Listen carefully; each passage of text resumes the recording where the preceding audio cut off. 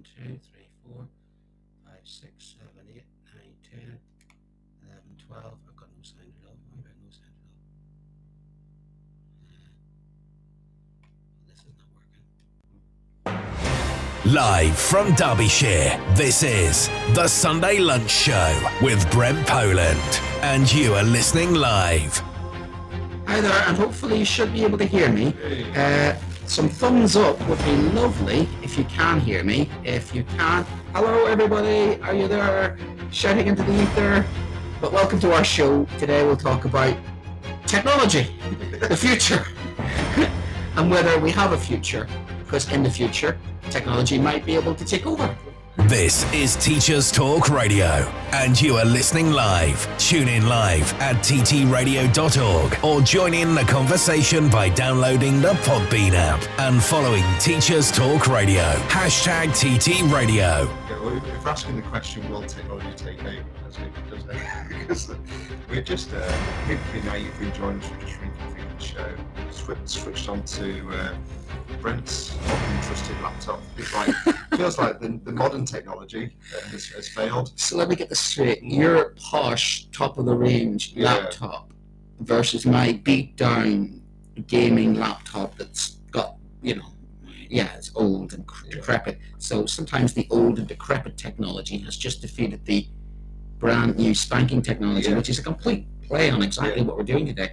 So yes, we switched over laptops, and it seems that my laptop, the old one, seems to be working over Adam's business top of the range laptop. So let's restart then. But today we're going to look at actually completely ironic. You couldn't script this. You couldn't script this. We haven't done this on purpose. But we're going to look at AI chatbot, and in particular, we're going to focus in on homework and Mike sounds absolutely Dalek. So we sound Dalek now, apparently. So I'm going to let Adam try and fix why I sound Dalek-y. Exterminate. My word. I'm a mare. Exterminate. I think in the fretting of trying to fix everything, we've probably knocked a setting or two out. So hopefully that's fixed that. That's better. Good, are we? Yeah. Did you push some button? Yeah. So again, the human error of panicking of like, what could it be? And I think it might be that Adam's laptop might. I do like that. Ooh, that sounds better. Ooh. So I don't sound exterminate. So let's see now. We've got a show up and running. The technology seems to be working, and we're ready to go. So homework. The thought came from this about 2 weeks ago when we got involved in an online sort of back and forth. It was all quite amicable between ourselves and Kirsty Alsop, the home director, television celebrity, does those shows where she does up houses, and what it was is that she had sort of posted up on her Twitter feed about the bane of a parent's existence, which is homework.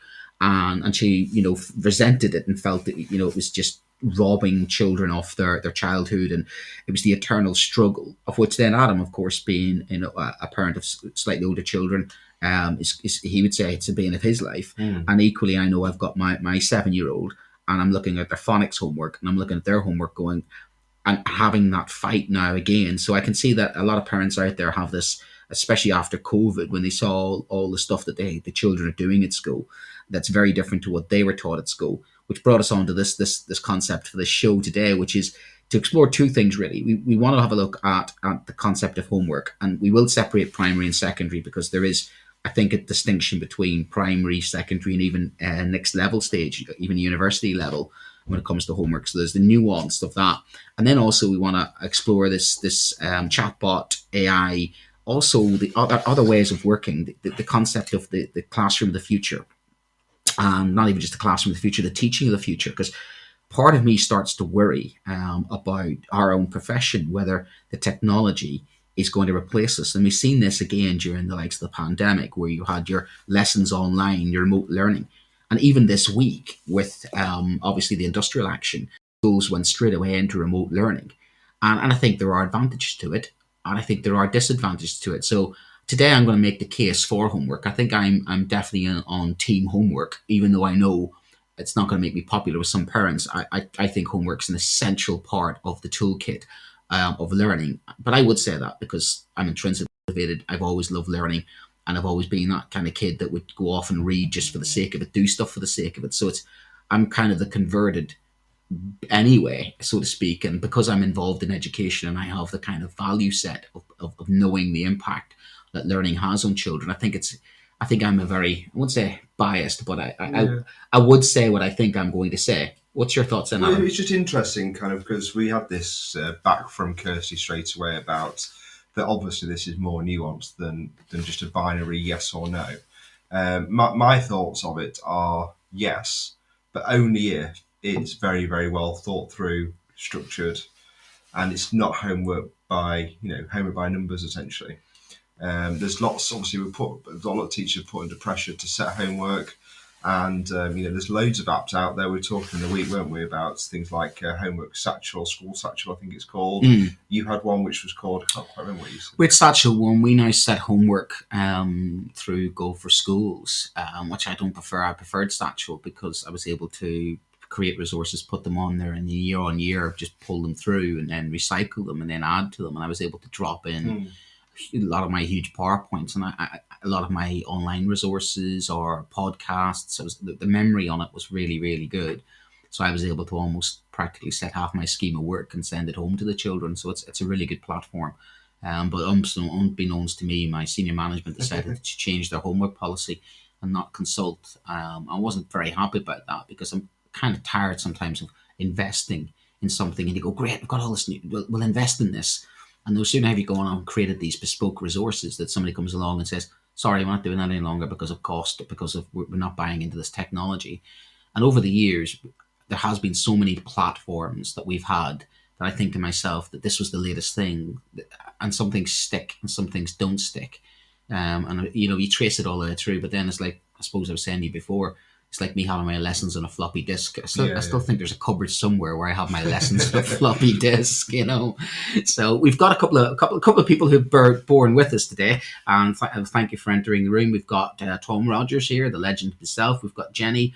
We've got Shiny. We've got a lovely message from Betty from Ghana, which is interesting because I literally the other day I had a student who used to be taught in Ghana. And he was telling me about the behavioural practices of what behaviour is in Ghana, which was very different to what is in the UK. And I was trying to get to know this student of why he hasn't adapted to the British education system. And one of the reasons is because he was telling me about how strict discipline was in Ghana. Shiny would like to speak. So I'm all for that. If Shiny, how do we get Shiny involved? Yeah. Well, while we're just discussing that, we'll set up today's show. If you have a look on Twitter, we put a couple of polls up for today, just to try and get your feelings on homework. How do you set homework, and what is it that you want to what do you want to learn about homework? But we've got the caller coming in. Yeah, I think we had Shiny wanting to speak, so I sent an invite out and see will they respond to that. So more than welcome to have input into this, because obviously we have different.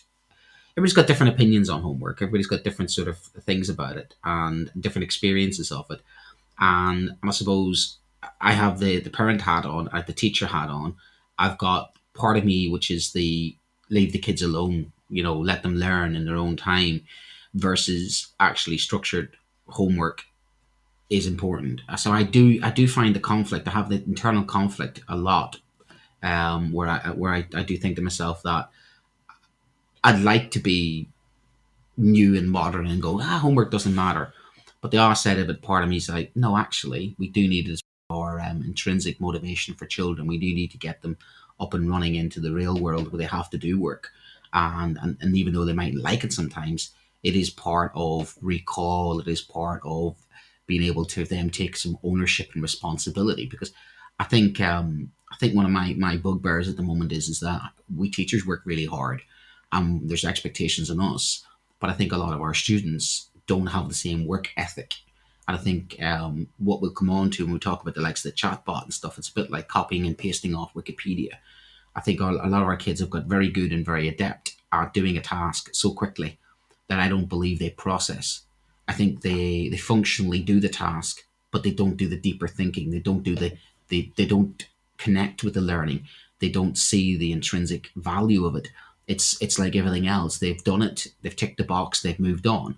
And I think it's the same with our exam system. There's a lot of this going on where I could say the children on paper are a certain level, but in reality they don't. Or you ask them, they've got 15 out of 15 in a test. 2 weeks later, I asked the children, could they tell me, how many people did Mary the first burned to death? And they look at me funny. I'm going, we learned that. And there's a difference between this, they did learn it, but it's gone. It's gone in the ether. But do we have the time, as teachers, to keep teaching stuff over and over again? I use the analogy of the Christmas song. That children we all remember Christmas songs because you hear Christmas songs frequently enough. So for me, if your homework is connected to what you're doing in the classroom, it is increasing the frequency of the learning. It is that retrieval. It is that kind of, they're able to not only do it in school, they're able to then refresh it when they go home. And I'm a big fan of that question that I'd always like parents to ask their children. And that big question, of course, is what did you do at school today? And being a parent myself now, it's like pulling teeth. What did you do at school today? And the first thing they want to tell you is who they fell out with, what their friendship group is, what somebody said to them at lunchtime, and it's everything else but what they did in the classroom. And then you go, what'd you do in maths? And you get some sarky comment, numbers. What'd you do in English? Spellings. What'd you do in geography? Countries. And you have to literally almost clinically dissect the actual learning. And you go, what did you actually learn at school today? And yes, learning is about the whole package. It isn't just about, the information you get in the classroom. But it is, I always pride myself as an historian that I set hand grenades off. I've always done this. It's got me into trouble every once in a while, and some historian teachers will probably laugh at this, but I like the old Socratic debates. I will be controversial. I will teach controversial issues. I have no fear whatsoever about throwing a hand grenade in there, knowing a child will go home and sit at the dinner table and go, Mr. Poland said this today. And then you get the parent who's kind of like, what? He said what? And then you get the kind of, whoa. And come parents' evening, I will get some parents who recognize that and go, you've caused so many arguments at our dinner table. Do you know what? And they don't realize that I'm doing this on purpose. It's your job. It's my job. Yeah. I am literally trying to be, and it is, remember what happened to Socrates? You know what happened to Socrates? Okay. He got killed because he started arguments. So be careful of Socrates. Don't go too far with it. People may not like you for it. But that is the method, isn't it? You want to create that connection. I want the children to go home, and I want them to do some work at home. I want them to take ownership and responsibility for their lessons. I want them to be in charge of their learning. I want them to have pride in what they know. I want them to make the connection with what they do in classroom and then feel as if, you know what? Do you want to know more? Talking to sci-fi, it's that Paul Verhoeven movie, Starship Troopers. Do you want to know more? Mm-hmm. I mean, do we want our children to be inquisitive, inquiring, thinking? Do we want them just to be, I've done this, I've done the homework? And I think too often the homework is the chore. Have you done your chores? It's a homework. Mm-hmm. And I don't know if we fully, within education at the moment, are selling it properly. Yeah, but is it a chore like all chores that you do for the greater good? Because your parents give you chores, don't they? My parents gave me chores, and then that then becomes your discipline for life, really. What, lighting a fire, washing dishes? Lighting the fire is obviously says more about your childhood than mine. I don't think that was a chore that I had. When I think about it now, 7 or 8 years old, lighting a fire, a coal fire, taking the damper, cleaning the ashes out. It was like some sort of Victorian Dickensian childhood, I think I had. Where you'd go out and you'd have to put the coal on and you put the slack on, you'd open the damper, and you'd get the Mirror of the Sun newspaper, and never forget, this is talk about childhood memories. You're putting, the Sun newspaper across the fire to create a draft, and you're watching a semi-naked person going up in smoke. How 1980s is that? Using Sun or Mirror page 3 to create a fire. I mean, wow, that's kind of aged and dated, isn't it? Yeah. But you think now, I think my own children, similar age. Could you imagine now my own children going anywhere near a fire? Yeah. It'd be like, there's the fire, go light the fire. You'd be like, get away from that. I thought you were going to say, can you imagine your children going near the sun? Well, yeah. Well, speaking from a supporter of the red half of Merseyside, I've lost a couple of viewers probably now. I think I know there's two blue half of Merseyside in the room. Sorry, guys. Big game coming up soon. Certainly, yeah. I think my mother bought it for the bingo, which always procrastinated my father until a certain thing happened, and that was the end of that. But I always got the mirror, and I'll never forget. I would only been 8, 9, 10 years old, and I was creating. But you're right. That was my hope. Gardening. So now I like gardening. I was gardening as a child. I was given tasks in the household, certain tasks of cleaning, certain tasks of now.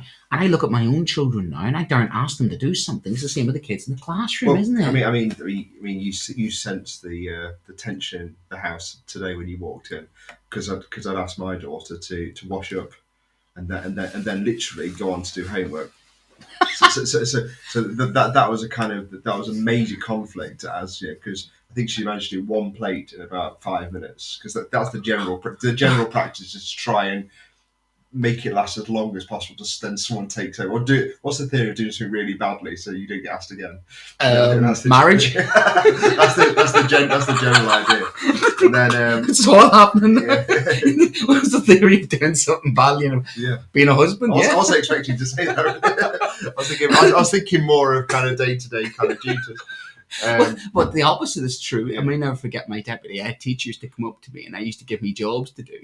And he'd be like, "Why are you giving them?" When I was the young, enthusiastic, keen buck to prove myself, and citizenship coordinator. And I look back at me back then. I must have been like a puppy, running around with chasing his tail. And I said to him once, and I says, "Why do you keep giving me stuff to do?" And he says, "Well, if you want something done, give it to the hands of somebody who's busy." And it is like when you sort of realise that's your apprenticeship, isn't it? And what we're talking about there is I was given life chores, and that was almost like your apprenticeship in life. And now, I mean, can I light a fire? Yeah, I take kids on expeditions around the world and teach them some life skills. Yeah, well, funny enough, we were out camping 12 days in the bush in places like Swaziland, and I do the Duke of Edinburgh. I love all that outdoor stuff. But I sort of realised that some of the skills that I was given were those skills where my parents entrusted me with tasks to do, like chores. And so you're right, your synopsis and your theory is correct. Sometimes you have to do the chores. But it's the same as our kids in class. When you put like a slide up, you say, "I want you to copy that information down." And they look at you funny and they go, "What, copy all that down?" And you're almost like, "What?" And I have to say to them, look, 60% of what you write, according to the theory, writing is important. You have to be able to write. And writing a list down. And I always convince them, say, when somebody writes a list, they write a list. They don't need the list any longer. In the process of writing the list, and that's the key ingredient. It's the processing power. It's a process, yeah. It's going through the process of writing it down. Your brain is having to do something with that information. And that brings us to this, what we're talking about. Cheating. Yeah. And AI.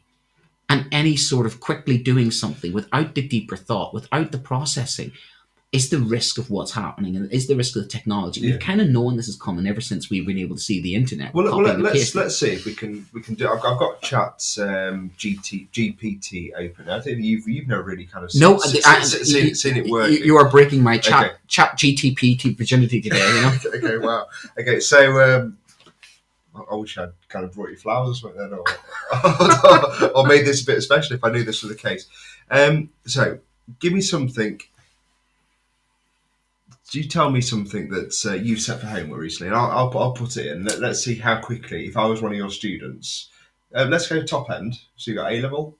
I'll go with right. My kids are doing at the moment Operation Enduring Freedom. Okay, so they're doing all about the success of Operation Enduring Freedom. Okay, so how would you phrase that question if you wanted them to go home and do? Was the war on terror against Al Qaeda successful? Okay, what's the war? Oh, that's still for discussion. Okay. So you read that one. Right, you read that. Yeah. So Jenny's put in a cracker here. Talk about how angry it is. So parents tell me their children are too busy for homework. Seem to have clubs and sports every night. 80s child like me. Yes, you get. Yeah, Jenny, you get it. I have brownies once a week, and that was it. Was also given chores as a child, chopping veg, going to the street corner, the shop, etc. And this is true, Jenny. You're absolutely spot on. We are almost as parents now doing a lot for our children. And it's clubs, extra enrichment activities. When I think about it, I had my football team when I was a kid, and I remember getting to the back of a car that was like a tiny little Peugeot, and there was seven of us. Like seven of us. When you think of it now, seven of us into a car and four people in the boot. I mean, I always got into the boot because you mean short as I was. But I think about two cars going to a football match loaded with kids, and you think about how did we survive the 1980s and 90s? Seriously, when you think about it. But it's true now that parents, they've got piano practice, they've got dance practice, they've got gymnastics. And again, my own children are like this. The opportunities these children have is phenomenal. But I do think, again, is that is for some children who, again, the parents have the cultural capital. Of course, my children are going to have those opportunities. But I think about me, I didn't have those opportunities because, I grew up in a council estate in the middle of the trouble. And our idea of something diverse was, some burnt out car put in a different place, what could we do with the soldiers, and what kind of fun could we have with a Chinook helicopter flying overhead? So we didn't have any of those facilities. And I don't think it was much different in England either. I mean, people, working class kids in England back in those days didn't really have as much opportunities. There was the park, there was a lot more play, there was a lot more play, there was a lot more interaction, there was a lot more of the social pecking order. And again, if you take even some of your top footballers and everything else, they would say, they were out, Wayne Rooney was back at the back of a garage playing football as a kid, and he was playing five-a-side with his mates. You always get some of those, all those, the Mark Rashford kids, those type of kids were always interacting with people. They're always out, they're always playing sport, they're always doing stuff when you think about it. Lewis Hamilton, his dad took him to go-karting when he was like 10 or 11. Rory McIlroy's dad had him playing golf at 3-4. It's the Mozart thing, isn't it? So Mozart was playing music at 4, Well, there's a key there, isn't there? We know that. Can you, So what is your take on what Jenny's saying there? Yes. While I'm doing my chat GTP. So sorry, it's just kind of lag today, trying to do things. But there's definitely an interesting thing with obviously parental support has been mentioned there. Just write the question properly. So I'm just teaching Brent how to use a chat.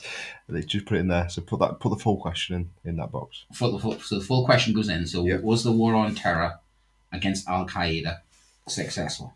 Was the war on terror against? So it's really interesting because sports clubs in particular every night. A lot of I've got a lot of colleagues that do that with their children all the time. But ultimately, as a parent, you can decide whether you're going to kind of invest that time in all those things all the time. But hang on, it's coming through. It's coming through in real live time. Oh my word. That's pretty much what I said to a child at 3 after school. So Brent's right. We just typed it in. So Brent's put in, what was the war on terror against Al Qaeda successful? And what do you think of the answer that's given? Well, I'll give you the answer. The success of the war on terror against Al Qaeda is a matter of debate and perspective. It's literally exactly what I said. Yeah. It's open for. I said that it's open for debate. Now I didn't plan that. No. And literally, that's come up with what I said myself, that the war on terror is still up for debate. Well, of course, it's history, so things always are. But knowing how Al Qaeda's ability to launch large-scale devastating attack had greatly diminished, and several key leaders have been captured or killed. Yep, Mullah Omar, Bin Laden. On the other hand, the group had adapted and dispersed and continued to pose a threat in different regions around the world. Additionally, the war on terror had a number of unintended consequences, including the rise of other extremist groups. ISIS doesn't mention that, but I could fill in that. Wow, this is... Whoa. Hello, Eureka. I've discovered fire. Man, invent wheel. That is phenomenal. I have to say, that is literally a conclusion that I would get a child to write. And that was a question that they were asking me the other day. It's a 16-mark question at GCSE. That's the top-end question that separates out your highest levels. So in real time, I had that conversation with a student who is a level 9 student who wants to go to Cambridge or Oxford to study biomedical sciences, not history for some reason. But they love history because they want me to teach them history. But they're not taking it any further, so they're breaking my heart. And that was literally the conversation I had. And after school, they come to me after school for a little bit of literally this deeper thought, conversation, a cup of tea, how's things going? And that literally was the conversation I had with that child, which was, and she was trying to write her essay, which was her big essay style questions, basically get her to what would I call it? Predict the question and then write her sort of model answer. So I was getting them to model an answer, and I was then helping them create the model answer of, and that was the deeper question then was, how do we think? Did Al Qaeda succeed? Did Bush succeed? And literally that conversation took 20 minutes with the child, and to come round to what it's done. What took us 20 minutes, it's just done in a matter of Right. what? So here's the question. Then. Scary. So here's the question. Then. Scary. What if children can just do this? A, is there anything wrong with that?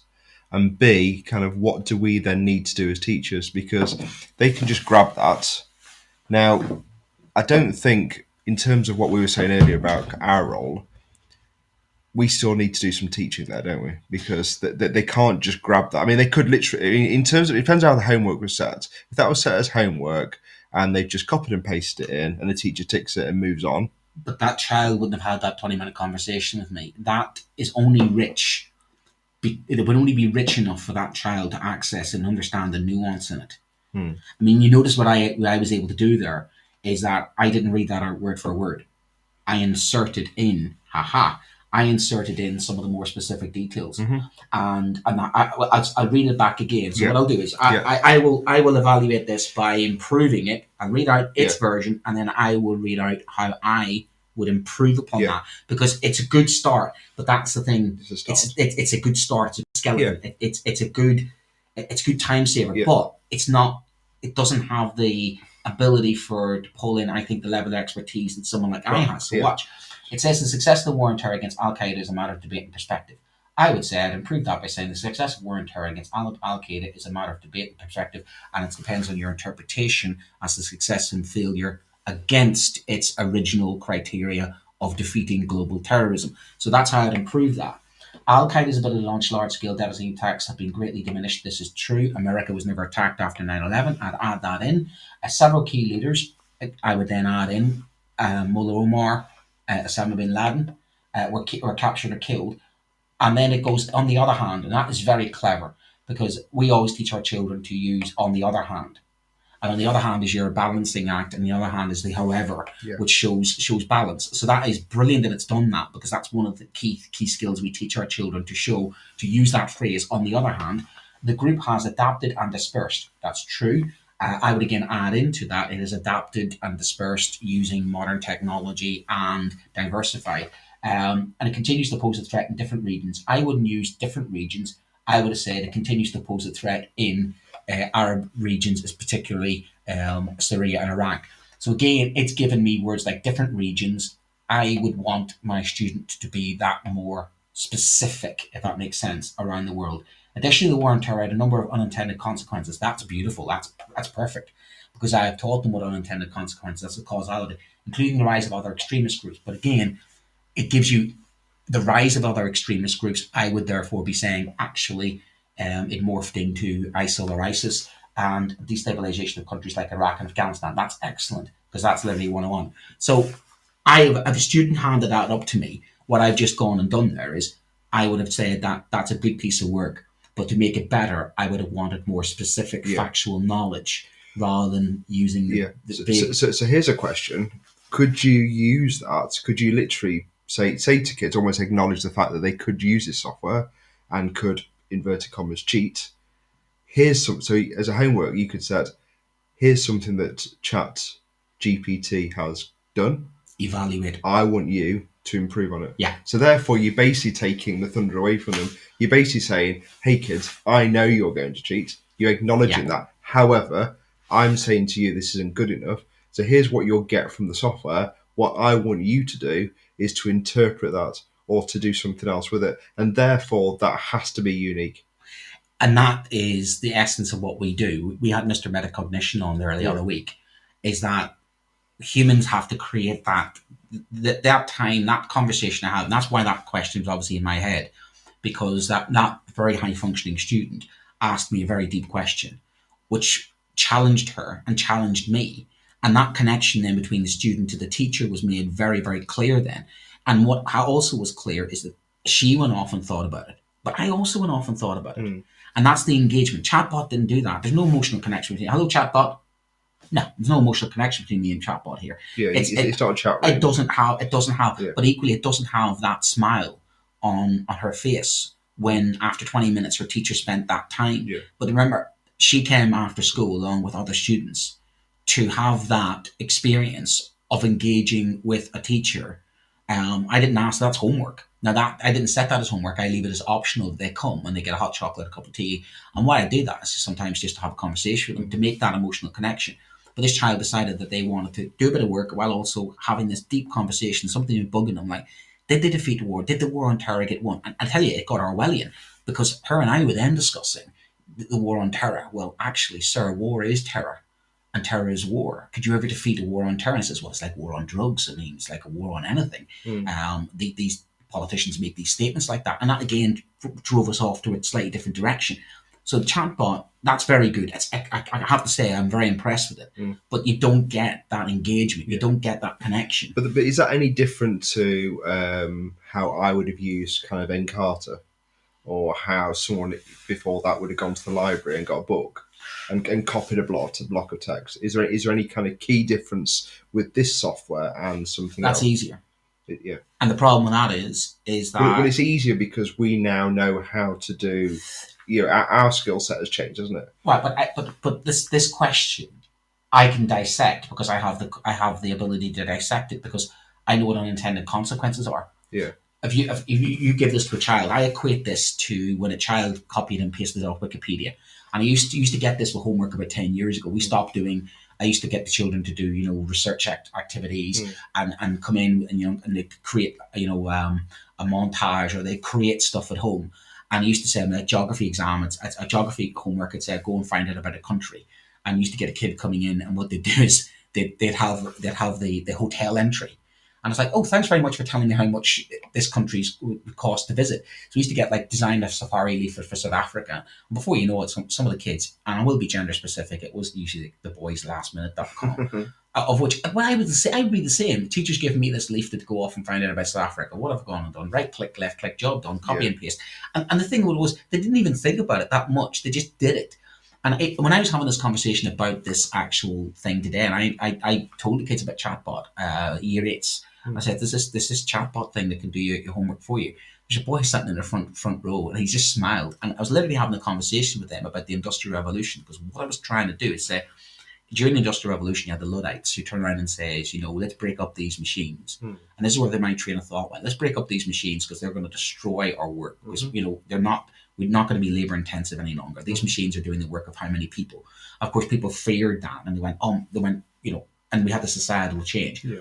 It's the same with this. I was telling them, do you not realise that we've had it recently? Automation. I guess when we were at school, this was the peers with the calculator, wasn't it? Do you remember that kind of... Well, of course, you're not going to walk around with a calculator in your pocket, we were told by maths teachers, but of course we are walking around with a calculator or a mobile phone. We were when we realised we could write words on it and turn it upside down. Yes, 8008. Yes, I know, we've all done it. Yeah, we've all been there. But here's the thing, is that things come in cycles and people worry about the future. And I'm finding myself being a bit of a, not Luddite, but sort of not resisting it. I just worry. A traditionalist. I just worry that there is a switching off of the critical thinking and switching off of the brain power, which makes us lazy. And that's the theme of what I'm trying to say is I had to work hard for my knowledge. I had to work hard for my skills. I had to put the time in. What did they say? 10,000 hours is the average world champion in any sport or any music. So your top mastery, talk about mastering something. People have to put the time and effort in. You just can't be given stuff so easy because your brain just doesn't work for it. And if your brain doesn't work for it, it doesn't get used to working for it and becomes kind of slave. I mean, that's the theme of the movie Dune. Do you ever read Dune, Frank Herbert's Dune? Yeah. So the Frank Herbert's Dune is human beings have evolved. Is that from the films? Yes. Yeah. Well, all the TV series. Well, it jumps forward like 10,000 years where human beings have done away with technology. The computers, they have human computers called mentats. Yeah. And the whole idea there is that they're thinking computers, and they use this drug to enhance their human abilities. Because in that universe Frank Herbert created in the 60s, 70s, I think it was, human beings have become so subservient to machines that they've lost the ability to think for themselves. And the machines actually, again, well, Brave New World covers a similar so many dystopian, man has become so slavish to the machine that the machine is now replacing that. That's Blade Runner, isn't it? Yeah. That's that Blade Runner, which made me think of Rutger Hauer's moment in Blade Runner. How many, if something like this replaces us, so that scene at the very end when Rutger Hauer's turn and says, he has a 4-year lifespan and he's seen the flames of of Saturn fire up like that, and he says, "All my memories will be lost like tears in the rain." He actually ad-libbed that line. So we are in sci-fi land, and if we're not careful, all those sci-fi sort of things become the reality of human beings become slavish to computers, slavish to technology, which makes us almost switch off our critical thing. And I know Tom took this earlier on in the week, and like me, he had this eureka moment of, oh, this is amazing. And somebody was being a bit sort of pushy on him about, well, how do you know where the source of the information's come? Where's the source of this? Where's the evidence for this? And that did make me think a little bit, and it was a bit of a comment that I didn't fully agree with the tone of it, but I did agree with the sentiment of it, of like, where has that come from? Where's chatbot got this information from? Well, as far as I'm aware, because we had this conversation. Actually, I talked my head in depth about it, because I did a demo for him. I did 2 demos. I did one to do a resource.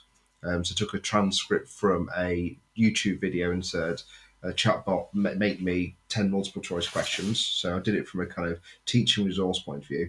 But I also just showed him very quickly how I could copy and paste a criteria from BTEC into the chatbot. So it just give me the answer straight away, just so he was aware of kind of what was going on. My thinking is from what I've read of this, is that it's pulling it from different databases. So anything that's kind of open source, anything that's kind of been generated before as an answer to that, that's out on the web or is out in the kind of world, it's pulling all of that together to think what are the kind of common things that are used with this. In terms of... so that what we call, in historical terms, we call that the narrative, basically. That's your... Yeah. But the problem I have with, say, the It's narrative generalities. You see, my problem with the narrative is the world was once flat. So if you had medieval chatbot, Catholic Church medieval chatbot, the world is flat and the universe is not what we think. And Galileo's the one, you know what I mean? Yeah. So it exists within its current paradigm of current thinking. So I guess that'd be interesting to know. You know, if it evolves. We've just got a point here from Paul Foss. He's down in year 3. And it's the idea of the I am now finished mentality, and how quick kind of homework is. And we kind of mentioned that for the extrinsically motivated learner, this is the quick win. That's what we think. That's what we were kind of thinking earlier, weren't we? This is the quick win. I've done homework. I parked it. I'm not getting detention theory. So I'm avoiding the stick, as it were. And I'm not getting the carrot either. Yeah. But I'm avoiding. So I'm not getting any carrots, but I'm avoiding the detention because it could be. And again, I'm just throwing that out there. Teacher's got year 7, 35 kids. You know, they are really kind of against it in terms of time. Can they quickly, look through all of these kind of pastures? Or is it kind of a quick flick to see who has done homework? But isn't that back to that thing of we are such quantity society now? You know, how many kids you've got to teach, how much you've got to do this, how much you've got to do that. And I think the quality is not there. That depth is not there. The superficial. Yeah. And for me, I use the quote with that. We have a lot of children now who are information rich and knowledge poor. So they have access to a lot of information, but they don't retain it. They don't need to retain it. I was joking the other day saying I used to have to memorize phone numbers. I used to have to memorize phone numbers because there's no other storage device. So you knew your grandmother's number, you knew your mother's number, your father's number, your best friend's number. And of course, if you start up relationships with girls or boys or both, or God knows, you memorized those numbers, didn't you? And you had to go up to a telephone box and whack those numbers in. And you started off by writing them on a piece of paper, but then you held that knowledge in your head. I still got my grandmother's phone number in my head. And I was reflecting on this the other day about my French teacher. I did a French cover lesson. And I was still able to remember my French lessons from 1994. And I was like, why? How is that possible that I still remember my French lessons from 1994? Because my French teacher basically ensured there was no shortcuts. You did not. The most naughtiest kid in class worked in her lessons. And whether you liked it or whether you didn't, there was no shortcuts. Because she was just primarily a French teacher. And think about it, I had her for 5 years. That was the other thing. I had the same French teacher for 5 years. Nobody got out to go to the toilet. There was no answering back. There was no arguing. And this is a state secondary school with children, working class kids. We were told, I would say we were well behaved. But she broke us. She absolutely broke us. But she was there for the fight. That was the thing. She never looked under pressure. We accepted what she did, and routines were there, structures were there. And I think, oh my gosh, I used to remember chanting, Ale, Devne, Revne, Vete, I'm like with an Irish accent, which is hilarious. I imagine a room full of people with my accent shouting Bonjour, ça va. But I walked into a French lesson the other day, and I did the cover lesson, and I said to the kids, one of them wanted to go to the toilet. I says, in French, please. Year 9. And they looked at me and went, we can't do that. What do you mean you can't do that? You're year 9 French. You want to go to the toilet, you're asking me to go to the toilet. Then it was open a window. French, please. Open a window. And they looked at me and go, and I said to the French teacher, and they're brilliant, don't get me wrong, I'm not having a go at them whatsoever. But no, the kids aren't like that now. In other words, they don't retain it. They don't have to retain it. Whereas we learned it. I think we learned it. We had to learn it. We almost had to be ingrained in our DNA. And I think schools now are in danger of if we rely on the technology too much, I think we lose the art of schooling somebody. When you think about what schooling is, to school somebody is a bit like I equate to the football manager of training up. And I remember my football coach drill. My football coach was drilling us to a extent where I could take over. I'm teaching my own child now how to play football. Well, I'm able to do that because the guy that taught me, I can pass that on. But I had that connection with the guy that taught me. If some android taught me how to play football, I wouldn't have the same. Or if some online system, and don't get me wrong, watching YouTube clips about how to train people is useful. Yeah. But I don't think it ever replaces that human interaction. Well, you still need the coach, don't you? I think you still need that. Well, we know, don't we? Because technology's got very good at the motivation in terms of, if you're gamifying something, like both my children play Roblox, and they get very addicted to it because it's constantly giving that feedback loop, the likes, the thumbs up, the hearts dance off the page as you're doing it. So I think it's probably where we got the online teaching wrong in terms of technology, is we weren't doing that kind of, there wasn't hearts flying all over the place and thumbs. We were just literally almost videoing ourselves, just sat there. Yeah, as kind of depressed middle-aged men just staring at a kind of monitor. Whereas if we had it like a game, and you can imagine almost like Roblox or Minecraft, something, hearts flying all over the screen. You think about what the kids are playing and how they're generating that kind of feedback. If there's a way of getting education like that, maybe the human could be replaced in terms of motivation. But currently, I think you're still reliant on, and my children still are. The buzz that my daughter gets from the teachers coming home the other day and saying, "Oh, the teacher said this. She really liked my poem." It does still mean the world to them, even with all the technology and everything else. Is they still like that human interaction. But for me, that chatbot robs that moment. It robs that glorious moment, doesn't it? And it robs you of that emotional connection. It robs you of that eureka moment, doesn't it? It robs you of that key sort of thing, that success. Because I think it can steal the success. It's not you, it's doing that. I think there's a pride element there. Yeah. I think that's been lost a lot of the work. Where I'm proud of what I did. I've created something. I mean, I'm a big fan of you and I read a lot about the constructivist teaching, about going off and making something and being creative. But again, this has been done to us. I think a lot of this is that we teachers would want to teach more the way we would want to teach. But I think we're shackled. A lot of it now is, and I find myself having this shackling effect of underlying the day's date. I said that recently, and somebody's like, inspirational in the classroom, great. Yeah, kids are going to remember me now for telling them to underline a date in a piece of paper when they won't be using paper. And Ofsted's going to be checking my books. Why aren't they checking my laptops? Because why are they checking the books? Because it's so archaic. Some of the work, in one way, we've got this technology pulling us one way. But weirdly, what we're asked to do in school is so beyond old school. It's kind of like where we were. And I think the two systems aren't matched up. And it's the same with homework. So looking at Hattie, let's look at some of the action research, because I know that I like my action research, and I love tying the threads together. And there's a lot of things about homework that we thought would be important to sort of have the conversation about. And we see this thing about Cambridge University saying is warned there's no point in banning chatbot because the artificial intelligence chatbot is capable of writing convincing essays. Some universities say it's already trying to ban the technology, with students already accusing it of incomplete assignments. So we already that ship is sailed, which now means if we can't ban chatbot, you've got to find a way to measure people's ability. Yeah. And I think that means going deeper, and that means that we need to change. We need to evolve and change what we're asking our children to do, because there's no point in saying to the children, "Want you to go off and write me an essay," when this thing can change. Write the essay for you. Why am I asking the child to do something? Because then the other aspect is, what happens if the child's not got the laptop? What happens if the child's...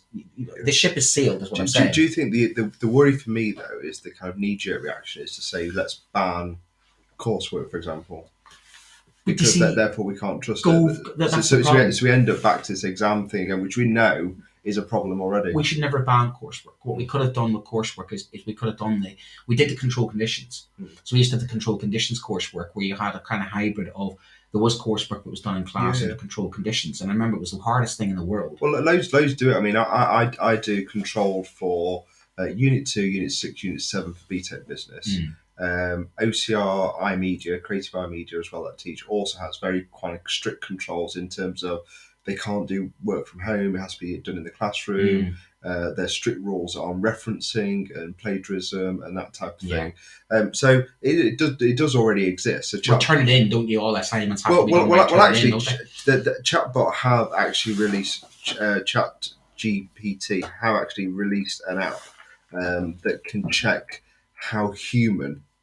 I think this is what they said. How human their how the response is.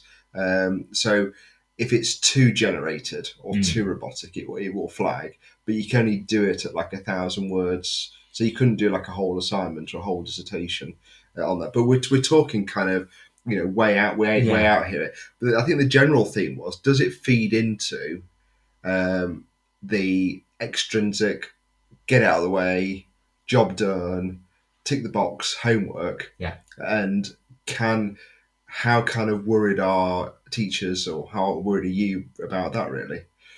I mean, I think it's a useful tool. I suppose one aspect of me is saying, is the child going to go home and do the task? At least they're actually going to go home and do the task. So there's a value in that in itself. There's a value in itself. Because they're still spending time thinking of the question. And maybe they value the fact that they need to do it. So there's an element of, okay, at least they've gone and done it. And at least they've asked the right question. And at least maybe they've read it. But the problem is the translation of it. I can access that answer and I could dissect that answer because I have the ability to do that. Yeah. But I got the ability to do that because I didn't just go straight, I wouldn't go to chatbot.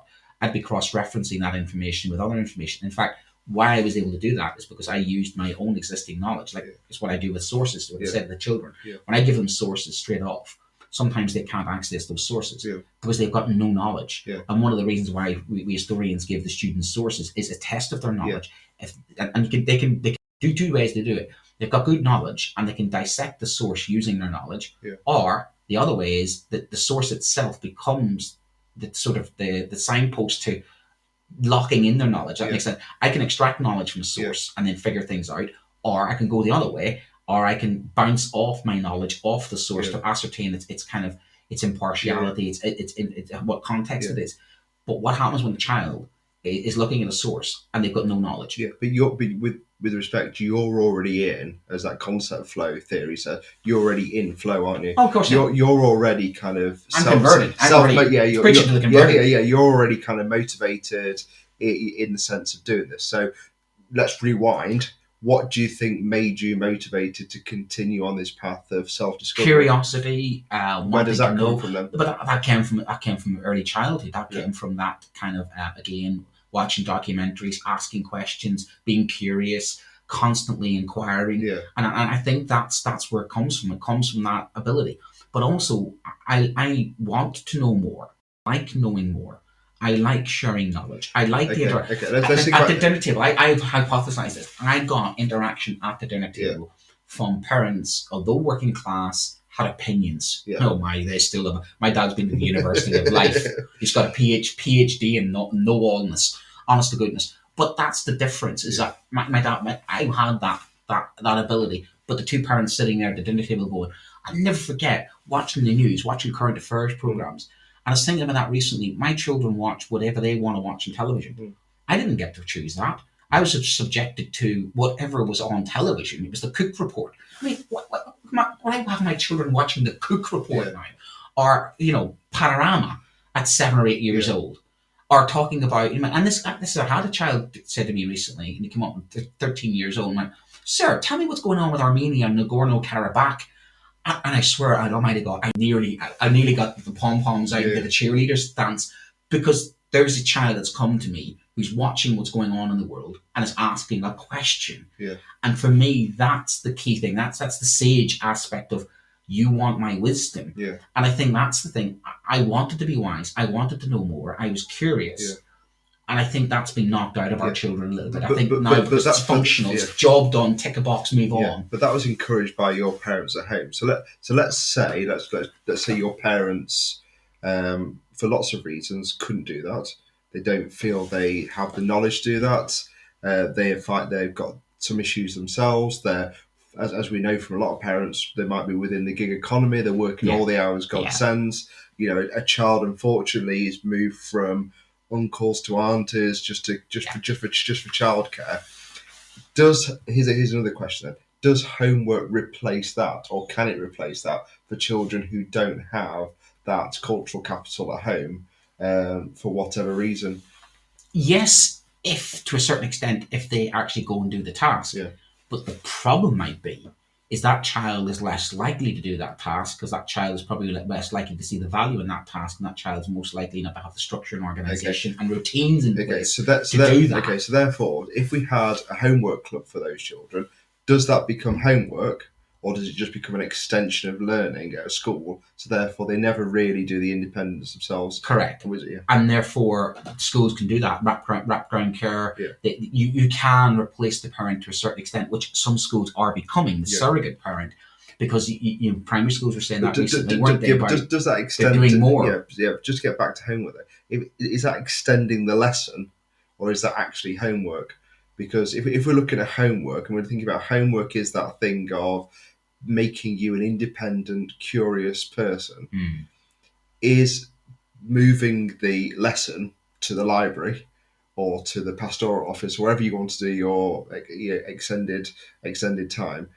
Is that really homework, or is it just a kind of extension of the classroom, and therefore you never really get that inquiry? And again, it could lead to a point of the child thinking, well, this is just another bit of lesson, so therefore I'm going through the same loop, same essential process of me waiting for the teacher to tell me what to do, then me do it, whereas I'm never really kind of doing that inquiry or research or having the conversation. I would prefer, this is the thing of the intrinsic, I'd prefer that the child wants to go off, and if I've created the environment and created the culture and the climate of the culture correctly, I'd want the child to be curious. And that's again where we the expert teacher comes in. Chatbot's very useful if you've got the right question. That was a really good question. I asked it, but I only asked that because I could figure out that question, and that makes sense. So it's like everything else. It's like YouTube. YouTube could be very useful too to learn things on, to watch documentaries on, or YouTube is a place where you can go watch things you don't want. TikTok's the same. There was that thing said recently about kids are learning a lot on TikTok. Yeah, they are. Well, of course they are. But I had a question. What are they? But this is with television. When I was told I was a child, we don't want kids watching these movies, this, that, the other. Yeah, I love watching the movies. And like I say, I take a lot from sci-fi.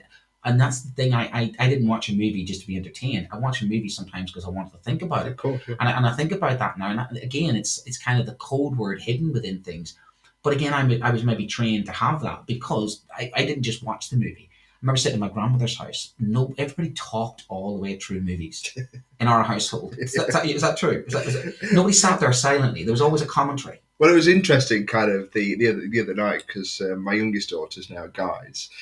She should get back till 9:05, which is outrageous, I think, for a 10-year-old anyway. In my personal opinion, sorry guys, but I think it needs to be a bit earlier for me, really, more than anything. I know Brent. I try and call Brent on a Wednesday. I'm doing Dad's pickup at 9:00 at night, so trying to pick up a 10-year-old. But obviously she gets in and she's wired, as you can imagine, so she needs a bit of kind of downtime. So the other day we were sat watching TV. Me and my wife were talking, and about 9:30, she went to us. Do you mind not talking? I'm trying to watch this. I was like, well, hang on a minute. You shouldn't really be up in the first place anyway. So we are going to talk, and so houses can be noisy, and that's the other thing that we haven't really mentioned about homework. Is the house ever the right place, or should the house be a place for study, or should a house be for living? Mental health, mindset, mindfulness. Learning. Well, that's what I mean. Yeah. House should be about teaching lessons. Parents should be teaching lessons. And again, I'm not being judgy critical of parents.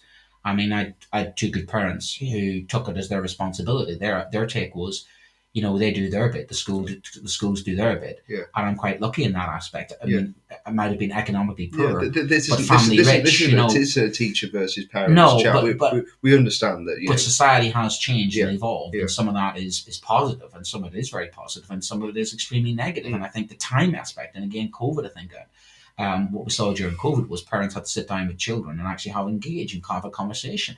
And I saw some positives out of that, especially some children with special needs and learning difficulties. Some of them thrived during COVID because they got, they kind of got that one-to-one that you don't always get in a class full of 30. Yeah. And again, the tasks I used to set was, I find myself giving my lessons home, but what I ended up doing was I ended up narrating them.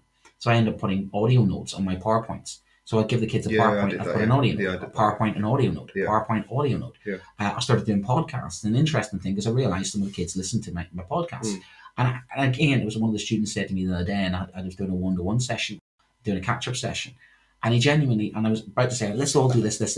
And he was so honest, and he says, I just don't know how to study.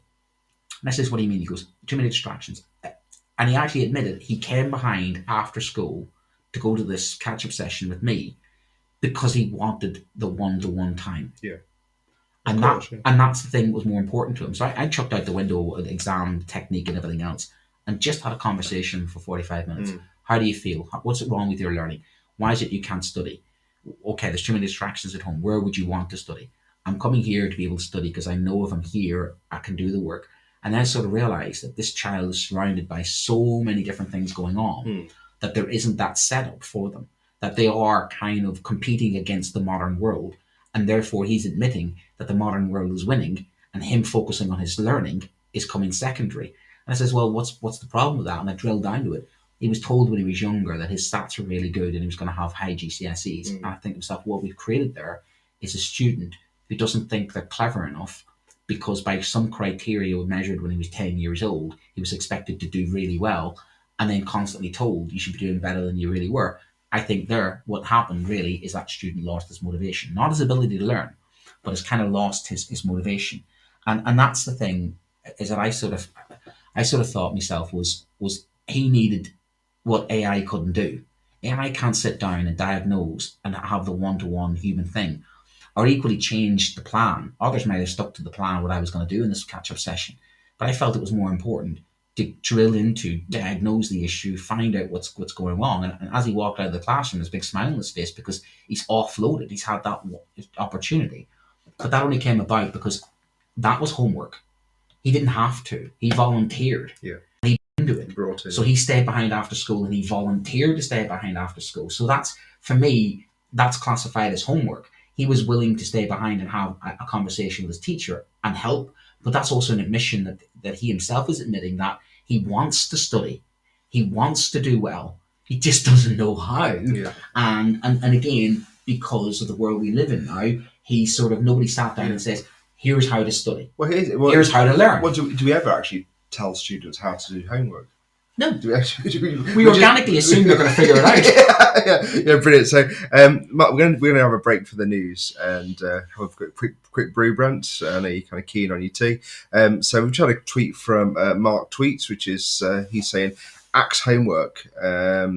He says, completely agree with no homework. I don't care what previous generations did. Schoolwork at school, once the day has ended, get into sports, arts, activities, follow their passions. But I will say that agree and disagree. Yeah, because some of my passions have actually come from studying. And we've mentioned before. What I'd say to Mark is, if Mark then if I reclassify homework as, I want you to go off and watch a documentary, I want you to go off and create something, I want you to go off and do some music for me. If I said your homework was that broad learning activity rather than just a worksheet or a set of tasks, I would agree. I think we're on the same page in that. I think the idea of slavishly sitting down and doing a task for the sake of doing a task to tick a box, absolutely, completely agree. There's got to be something in what we're asking them to do of value, and Hattie, and again, all the action research says that it's that. I think at secondary school it's 0.69. Yeah, well, we'll do a deep dive. We'll do a quick deep dive. Yeah, okay, cool. So here's the news, and we'll catch you back in about 15, 20 minutes. 5 minutes. Is that how long it is? Always seems longer. Let's let Chatbot do the news. Yeah. Chatbot, do the news. Chatbot. Chatbot, do my marking. Yeah. We're stalling it again because we're waiting for the news to load, which is kind of where we are today. I don't know what's happened to the computers.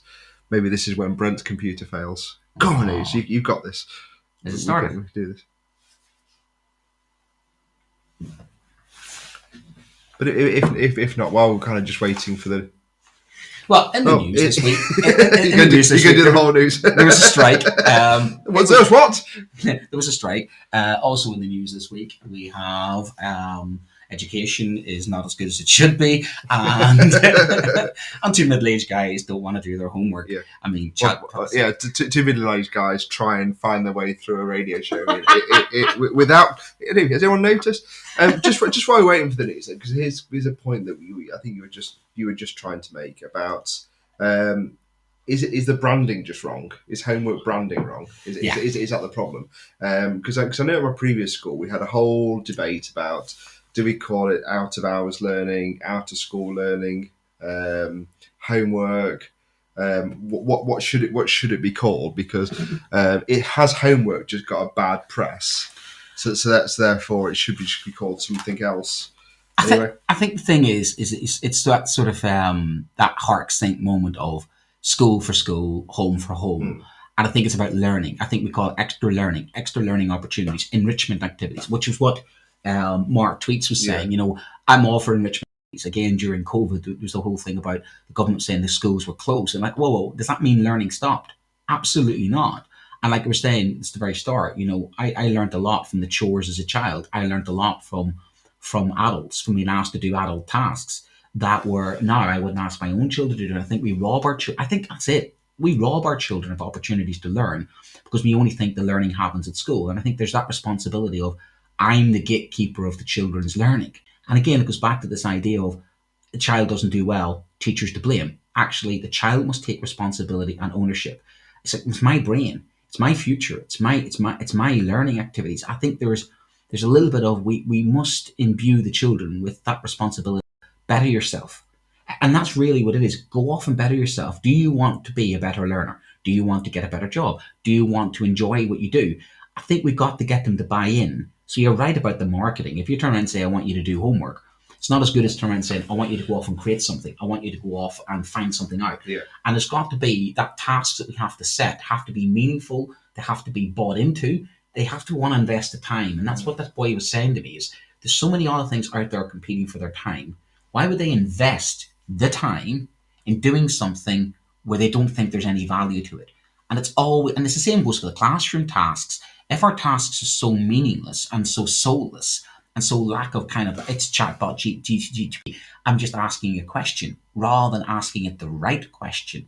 And that means it's only as good. I think that chatbot is only as good as the person inputting the question into it, because the question they're going to ask is not going to have that depth because they don't have that depth. And a bit like your TikTok, I could watch TikTok and end up looking at some of the more interesting stuff or educational stuff. Or I could go on there and look at Cat Going Over 3. Don't get me wrong, because some of the stuff might be funny. But I think a lot of our children are aimlessly spending their time in the wrong areas of the internet and the wrong areas, learning the wrong stuff. And I know I'm contradicting myself because I say learning the wrong stuff. But I don't think they're learning how to learn correctly or equally. They're filling their heads full of, I'm a celebrity, get me out of here. And no disrespect to it, but I watched television, I watched Attenborough. That's what I watched in the jungle. Yeah. I was watching that The Last of Us. You've seen the TV series The Last of Us? Okay. And it's based on the video game. Now here's a classic. Right. So there's the video game, and then there's the TV series, and then there's me going off, and it's about the fungus that can take control of animals. And I remember when I watched the first episode of the TV series, but I remember vaguely the Attenborough clip on that about the ants. And what did that make me do is go back I watched the TV series. Then I went back and thought, right, I'm going to have a look at the theory behind this, the fungus itself. Now, if I was a biology teacher, what would I be doing? I'd be saying, all right, okay, here's The Last of Us. Here's your video game.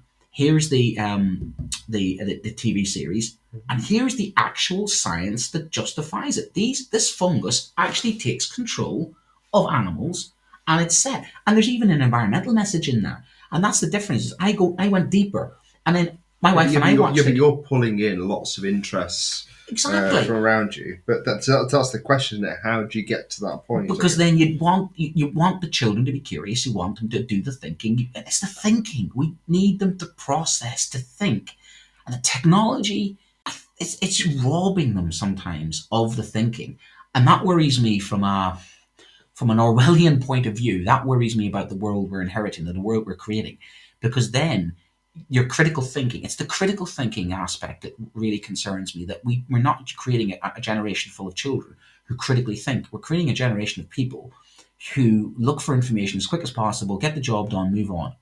It's the quality that's not there. We're so quantity driven, I think we're losing the quality. Okay, cool. So let's just try this news one more time, and then I think we'll literally just we'll just do our own news if we can't do it. So here we go.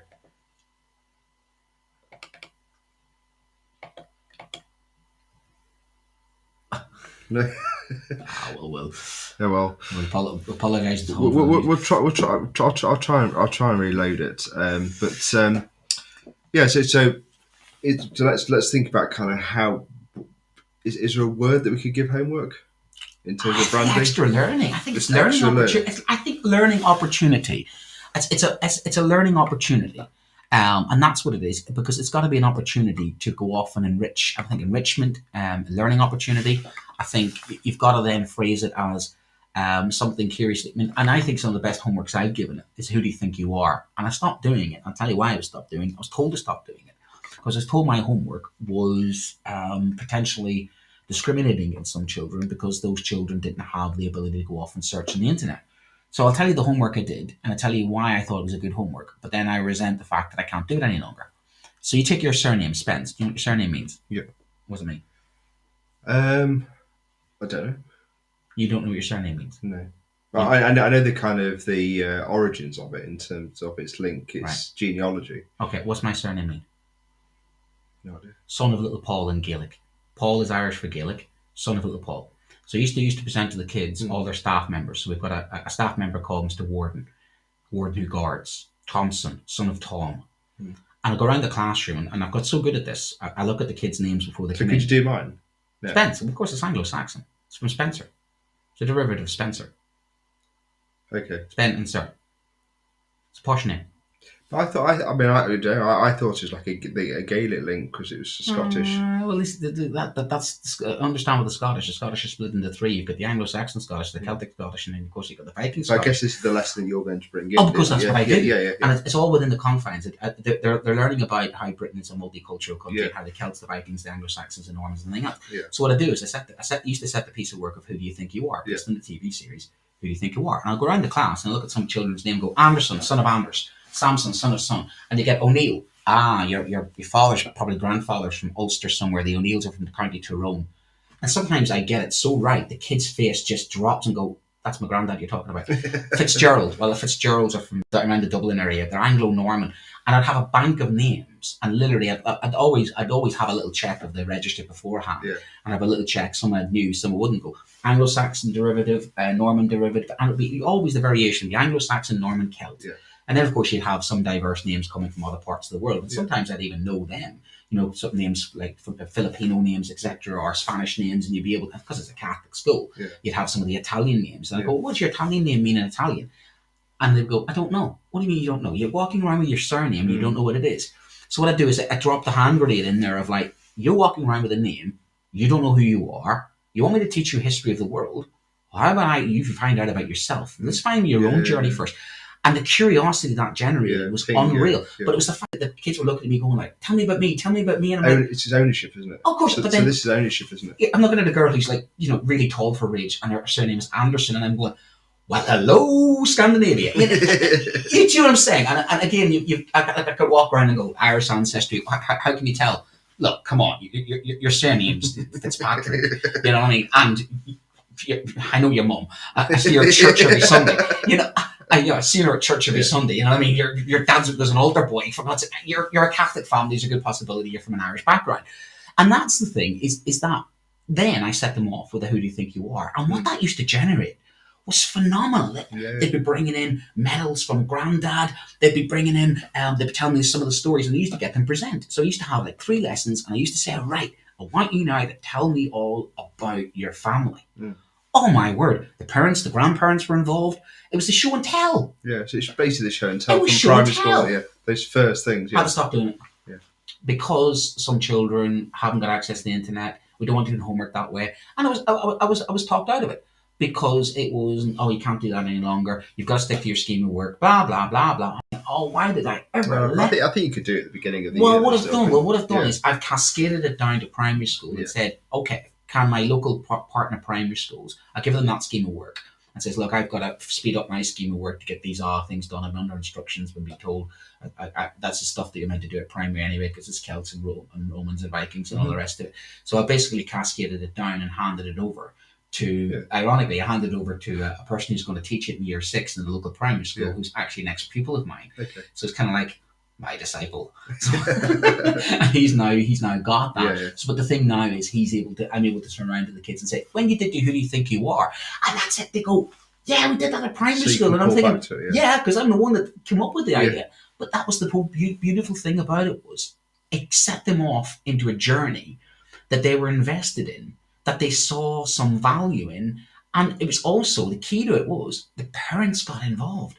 And they got so involved, some of them, they were handing over these wads of kind of like correspondence, war letters. Because they want to talk about it as well. Well, there was memorabilia, and there was always, and a bit like the TV show Who Do You Think You Are? The First World War was where I represented, the Second World War was represented. And the thing was, because I was patient enough, sometimes the stories that come out of those children, and I remember years later when some of those children were saying, tell me about something you really learned at school. Tell me about something you really learned. I learned what my surname meant. And you sort of think that's one of the most basic things. You're walking around with a surname, and you've got your own history. Yeah. But it was setting it up that it wasn't just a chore. And also, I'm talking myself into doing this again. Yeah, I think you should. I think I should. Yeah. But this is the thing. It worked because it wasn't homework. It was something they wanted to do. Self-exploratory. Yeah. Okay, let's just try this one more time. Do you want to have a go? Maybe it's me clicking. But everybody now is doing DNA tests. When you think about it, people are testing their DNA, their family DNA. People have become more, and that's where the technology can be quite good. That's a good positive side of technology. Do you want to have a quick go? See if you can. No. Should. On that with homework, I'd like to just very, very quickly give some of the evidence from Hattie. So we've got the arguments for and against homework. So you've got the arguments against homework, which is there's no point setting homework for the sake of it. Children need to have a childhood. Why rob them of it? Research says that homework doesn't make a difference is another thing that's said. I couldn't possibly cope with all the marking. That's another thing that's said. And half the class won't do it anyway. What's the point?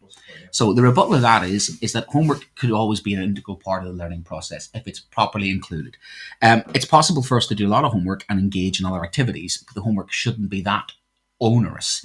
The research doesn't really completely justify the homework, doesn't make a difference. It's at primary school it makes less of a difference. At secondary school, of course, as the children get older, it makes more of a difference. I think it depends what you mean by homework at primary school. If you mean kind of reading, that would make a massive impact. Well, phonics especially, But setting a kind of arbitrary task would probably have less meaning. And that again is down to making sure the task is appropriate, age appropriate, structured appropriate, and linked to what they're learning. And then the thing about marking is what's to say that we get the students to mark it. Peer markings it can be quite important as well. And the thing is it's the high cultural expectations. If you've got low cultural expectations and you set homework and you don't check up on it and you don't have systems in place, then of course half the class don't do it because they don't see the value in it. If you're going to set the homework, you've got to put the value in it.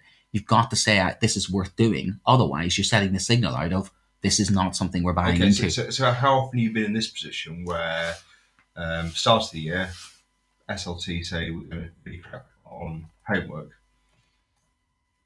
Two sets of homework in, half the class have done it. And the policy is that they're going to have full attention if they haven't done it.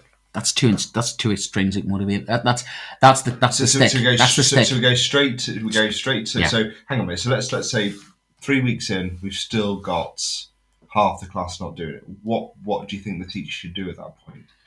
Because The teacher should analyse what the other half of the class, why they're not doing it. Talk to the kids and say, why have you not done your homework? If they have not done the homework, it might be it's too difficult. Not done the homework because we found this out during COVID. Some of the children didn't have access to the resources because we knew there was a digital divide. So you've got to analyse that before you go straight to the punishment. It is, what type of child is it? Is there a reason why they haven't done it? You can't just go straight. You've got to diagnose the problem in order to fix it. And I think that's the part of the problem sometimes. If you've got these policies have to be changing to suit the children and also their learning environment, and also you as a teacher. There has to be some compromise in there where you have to set homework that is appropriate, that is achievable, and isn't just for the sake of it, really. Isn't it? I think as a teacher, if you've already gone through those measures, and this is where it kind of gets hard, doesn't it? Yeah. It sometimes becomes homework in school. Sometimes becomes the battle of wills, doesn't it? And it can be a real kind of line that some teachers kind of draw on, and they go, right, I'm going to break this. As you said before, you use that phrase. This class is going to. You said I was broken by the teacher. But that's the thing is that how children have become very good at breaking us down in both home and in school. Yeah. And my own daughter says to me, "Daddy, why do you have to be so strict?" And I'm never. I don't always agree with this person, but I will quote her. Catherine Burblesing, and she says, if you do care, sometimes you do punish the children. If that child has turned around and said, "I'm not bothered," fine.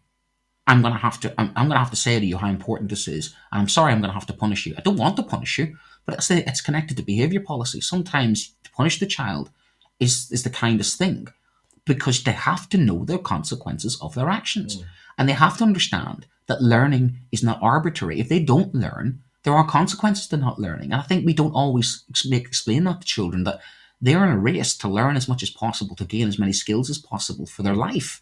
And I think sometimes that we don't communicate that strongly enough, that homework is important if we deem it to be important, if we buy into it, if we value it, and we have our expectations of it. But that's the same with every aspect of what we do as teachers. It's got to be. If you do it, what I'm saying is, if you're going to do it, you got to do it, and you got to do it right. Yeah, but what you've also said there is that also is part of the problem, that we're saying that you've got 5 years. Yeah, and we're overloaded, and we are. So therefore, some students think, well, I've just got to kind of get through this in 5 years, and I've heard some parents say that to children as well, that you've only got 2 years left. And what does that mean? Yeah, but you see, but that also mentality can get into teachers of like, well, God, we're nearly there at half term, we're nearly done, as if learning's a chore. And that, I think we need to change that narrative. Learning should be an amazing experience. Yeah. Learning should be something that people want. I use the analogy of the sick patient and the doctor. I've got a sick patient. I've got the medicine. The patient doesn't want to get cured. Well, it's in their own interests. I think we've lost sight. I think a lot of society's lost sight of this. They think learning just happens at school. They think we teachers just set homework to be cruel. And again, I think that communication between the parent and the teacher has to be important. If the teacher was able to say, "This is the reason why I want your child to do this," that's why those conversations have got to be important. I mean, convince me why. Nobody now cannot convince me why phonics aren't important and reading's not important. But we all know that battle. But it's the same with other things. If you turn around and say it's the same as music, wow, my child doesn't have to do music homework, it's not that important. Well, you don't want your child to be creative. You don't want your child to enjoy it. You see what I mean? You've got to have that conversation. They are doing this homework because it is important, because it's the rationale. Every lesson should have a rationale. Every teacher should be saying to you that you're learning this for a purpose, but you're also learning this because there's something you can gain from it. And if there's nothing to be gained, I mean, this is the generation we're at. They are about gains, and I don't think sometimes we fully explain the purpose and reason why we do things. And it's like we assume the kids know how to study, how to revise. Or they're up in their bedroom. Parents do this all the time. They're up in their bedroom, they've done the homework. I know they've done the homework because they're up in their bedroom. Yeah, and what? As soon as the parent walks in, they're pretending to do the homework. As soon as the parent walks back out, they're on TikTok. And it's back to that again of like making sure that we have to check up with them. But sometimes it's horrible to check up on them because you want to trust them. But as this boy was saying to me, he needs to structure the organisation. So we have to create systems which allow for the homework to be done, which is not too onerous, and it is by compromise. The parents are saying to me, my child's got far too many homework tasks this week. You have to turn around and say to yourself, is every subject setting homework? So you got to work with parents. Parents have to work with teachers, and you got to build that relationship. Pupils have to build that relationship as well. So it is all about that relation, and that's what chatbot can't do. You can't build that relationship with chatbot. Anyway, right. So we're nearly there as regards our show. It's been interesting, so to speak. Oh, we've had one message. We've had plenty of activity today. We've had a little bit of technology let us down, but we somehow got there in the end because we human beings are still superior to technology. Do you see that? Because we human beings still can somehow use the technology. But don't forget this. We've got plenty of things coming up this week. Plenty of great shows that were done today and done last week on Teachers Talk Radio. We had Yasmin's show this morning, which was absolutely fantastic. We had our show last week with Daniel, which is fantastic as well. We've got brilliant shows coming up this week, which can be downloaded, and you can get on some of the Twitter spaces. Some are like ourselves, can be downloaded later. But please do check us out, and also do check out our sponsor, and our sponsor is John Catt.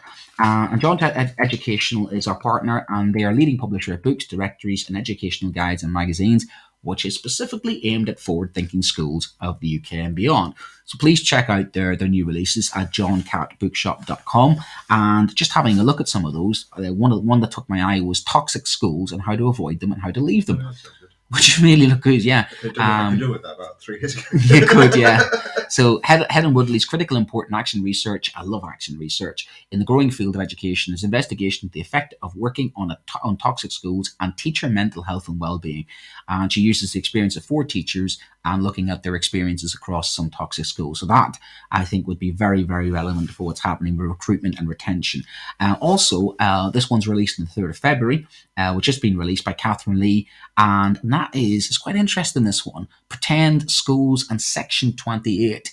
And it's a historical and political cultural account of schools and teaching under Section 28.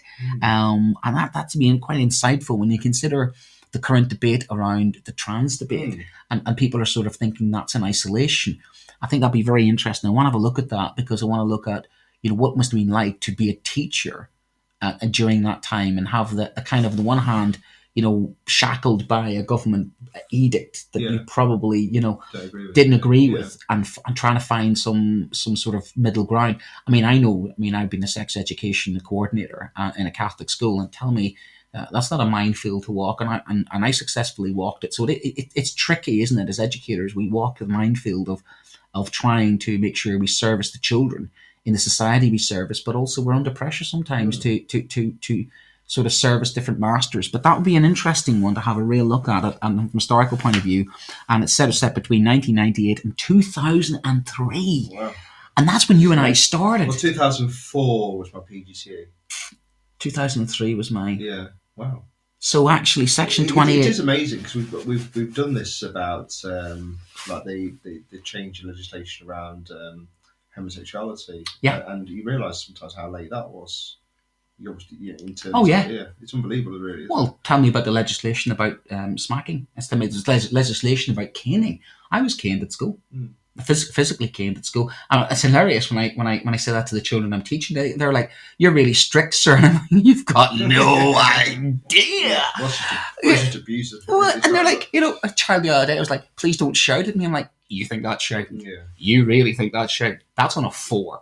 That's a 4." Yeah. And they were like, "What's a 9 or 10?" I went, "No one's got the 9 or 10 yet in school." But it's still just not so. It still seems strange, even though you're right, the kind of legislation changed, and maybe you said you got caned.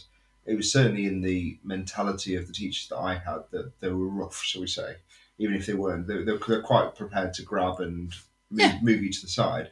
But almost like immediately when I decided to be a teacher, it's never crossed. It's never crossed. Even though there's sometimes where obviously you've been very angry for lots of reasons. Because children, you've been on. They've let you down, they've disappointed you. Yeah, they've done something really unsafe, and it's kind of your fight and flight response has gone a bit kind of haywire.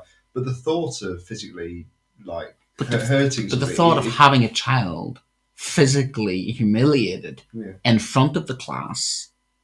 And I remember vividly being staged in front of the class, at the front of the class, with a large meter ruler, and holding my hand out. I mean, it's Dickensian.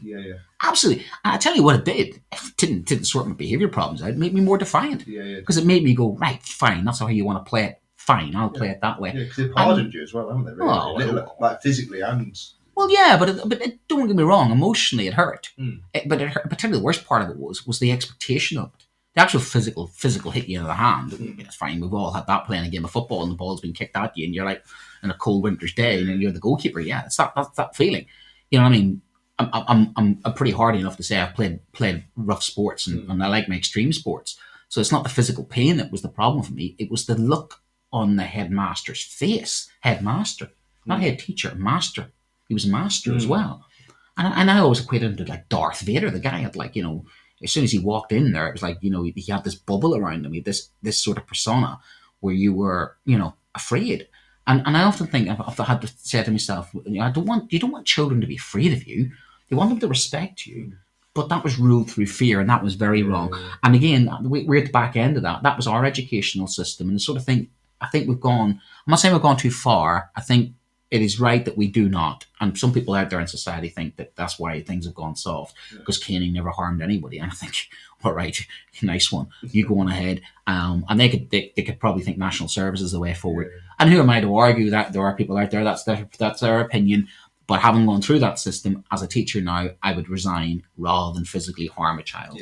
I think that would be, because the other side of it is, and maybe some teachers were told this was a discipline structure in their school at the time, and maybe they were told you have to cane the child. Well, if you've been disciplined at school, and then you're convinced that that's how you've been successful in the sort of education system, and then it's that feedback loop. Yeah, it is that feedback. Like, so that's a really that got us talking. Yeah. Well, there's definitely a show that I kind of want to do around patriarchal names, because if you've ever been asked after about, I'm called Sir, and the female teacher called Miss. You ever thought about that? They kind of the structure around that. It could be a good show for the future. The head teacher, headmaster. Well, true. We've always had traditionally a head boy and head girl. Yeah. But we've changed it. We also used to have the children going into the hall, we call it assembly, but our active worship, because we're a Catholic school. It's always been traditionally boy, girl, to stop the sort of chit chat. And we changed it because the student body, somebody may have had a conversation with them along the lines of like, well, is it appropriate to make that distinction? So we are moving, schools are moving, but no sooner have you moved one aspect, there will always be those that will go, well, this is too far, and you can see that there's always a revolution to a counter-revolution and change. There'll always be people out there that thinking caning children is acceptable, and that we teachers are soft, and we use that phrase snowflake, we know, don't we? Because the window always moves, the progression always moves, isn't it? It does, and again, there'll be younger teachers come after us, who are just starting out in their careers, and they might listen to us two dinosaurs and go, using but the key to it is I'm willing to evolve. I'm willing to acknowledge that some of the practices of the past weren't acceptable, and that's what we have to do. That's why we like doing this. That's why CPD is important. That's why Hattie's correct. CPD is vital, but also the ability to learn and evolve. We've got to do that. We say it to the children, we've got to learn and evolve. So I'm willing to take on board some of chatbot GPT to tie it all up. I'm willing to take on board some of it, but I don't think it by its isolation is the replacement of us. I think if we use it correctly and if it's used skillfully, I think it'd be an aid and it can be useful for us. But it just should not replace us. Otherwise, we're doing ourselves out of a job. But let me just move the target audience then. I think you're slay. Well, slay. Slay. What's slay? That's what all the cool kids are saying. You slay. I've never wanted to be a cool kid. I was never a cool kid when you were a cool kid. Okay, Brent, this show is gas. This show is sick. Oh, I know it's sick. We're not slay. Did you know they put so much effort into all these ridiculous words? Did you not do this? Every generation is saying very clever, isn't it? That's the point of being young. Is that you create your own. Okay, kind of... our vocabulary was probably not broadcastable, to be perfectly honest with you. And considering my Irish background, one of my biggest fears always was after a half term, I come home from spending time in my native country, and I'm going to turn around to a child who's running down the corridor and going, "You little." I'll get my P45. There's the door, and vocabulary is very, very different. So yes, we've been brought to you by John Catt, and obviously try and be. We'd look for some of you to maybe be a presenter with us as well. We have run over, but we have run over because we haven't run over. I think we just started a little late today, so we're at one. Look at that perfect timing. We've actually got the kids lined up, ready to go for the first time ever. We're normally in that position where we're the people leaving, letting the kids out late, and they're kind of hanging on, going, "Oh, look, it's 29, so it's 29. How many times do they shout that and say, "Well, that's still not the time." That's fantastic. It's 29. Perfect. Here we are. Bong. Right. On the money. Last question. Then, what have we got to do today? The rest of today, I think it's back upstairs to find out what homework has been completed by two children who have just been left for an hour and a half to try and complete some homework. So we'll see how they've got. We'll see how they've got on. I've got a 4 and a 7-year-old's homework to do, so that's going to be the 4-year-old's doing lots of colouring in. The 7-year-old, I will admit, some of the phonics. I'm going to admit now to not my wife, not listening, or even my children. I look at my 7-year-old's homework. Wow, it's pretty high grade. I have to say, it is pretty high grade. I wouldn't be able to do that at 7 years old. So we always put it in perspective and say, times change, and maybe some things are better, some things are worse. I think things change. That's what I'm going to leave it with that. So things move forward, and hopefully we've helped things move forward. And maybe in the next couple of years' time, we'll have this homework debate. It's an eternal one. It's like sets or not sets. There's always things in education that are always eternal. And I think there's always team homework versus team not homework, isn't there? Hang on a minute. We're still going to do this in a couple of years' time. God knows. No, I tell you what we'll do. We'll just have chatbot replicate Brent Poland, please. Yeah. Can chatbot ever replicate Brent Poland? Well, I think you're unique. Thank you. Yes, I think that's what you want. And that's exactly what and then so are you, because human beings, I do warn us, Cyberdyne Systems 101, we cannot be replaced. Otherwise, what is the point of teaching? Yeah. You cannot replace the human element. Yeah. Anyway, talking of human element, thank you for listening, and thank you. We could have outro music now, or we could not. Let's try and see if we got outro music. I think our outro music's probably going to be the news. Who knows what could play? I don't even know why that scroll's not working. Okay, so let's go with... Right, thank you very much for listening, and we'll see you next week with all sorts of fun and games and technology that works.